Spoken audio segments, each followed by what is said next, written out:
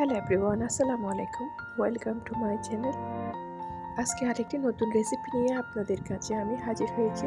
আমার আজকের রেসিপি হচ্ছে লইট্টা শুটকি দিয়ে আলু রান্না করব, সেটা আপনাদের সাথে শেয়ার। লইট্টা শুটকিটা আমি কেটে 30 মিনিট পানিতে ভিজিয়ে দিয়েছি।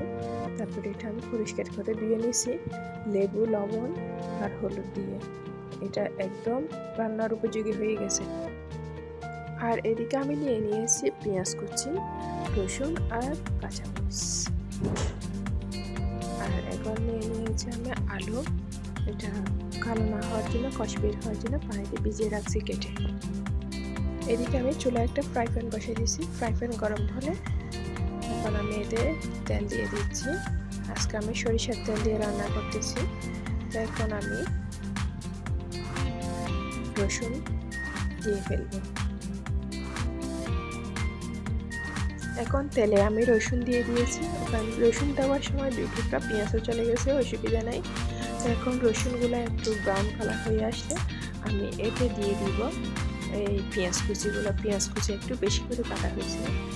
এই রান্নাতে একটু বেশি করে পেঁয়াজ দিলে বেশি ভালো লাগে, সেই জন্য আমি এখানে একটু বেশি করে পেঁয়াজ দিছি। এখন আমি পেঁয়াজটা একটু নরম হয়ে আসলে আমি এতে দিয়ে দিব কেটে রাখা লইট্টা শুটকি। এখন আমি লইট্টা শুটকি দিয়ে দিয়েছি পেঁয়াজের মধ্যে। এখন আমি একটু নেড়ে দেব। এখানে আমি অফ ক্যামেরায় লবণ ইউজ করে ফেলেছি, তো আপনাদের দেখানো হয় নাই।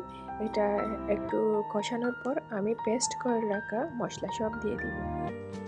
এই মশলা আমি বেশি মশলা ইউজ করি না, কম মশলা ইউজ করছি।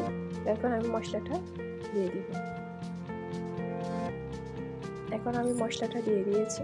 এখন এটা আমি আরও 10 মিনিট রান্না করব ঢেকে দিয়ে, যাতে মশলার গন্ধটা চলে যায়, সেজন্য।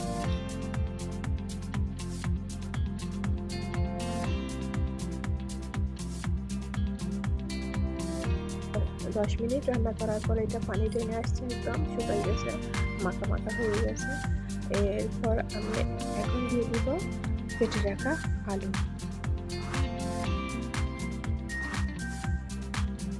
পাঁচ মিনিট কষাবো। 5 মিনিট ঢাকনা নিয়ে আমি ডেকে কষাই নিই।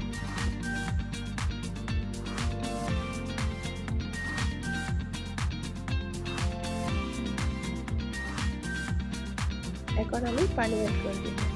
এখন কষানোর পর 5 মিনিট আমি পানি অ্যাড করতেছি। এখন আরও 5 মিনিট আমি ডেকে রান্না করব। এখন আমি ডেকে রান্না করার পর 5 মিনিট পর পানি টেনে গেছে। আপনাদের স্ক্রিনে দেখতেছেন, এটা আর একটু পানি টানতে হবে। আর একটু শুকনো শুকনো হয়ে আসলে তারপর সেটা আমি আপনাদের সামনে পরিবেশন করে দেখাবো। তো আপনারা দেখতেছেন স্ক্রিনে শুটকির ফাইনাল লুক। তো আমার রেসিপিটা আপনাদের কেমন লেগেছে সেটা অবশ্যই কমেন্ট করে জানাবেন। ভালো থাকবেন, সুস্থ থাকবেন। আসসালামু আলাইকুম।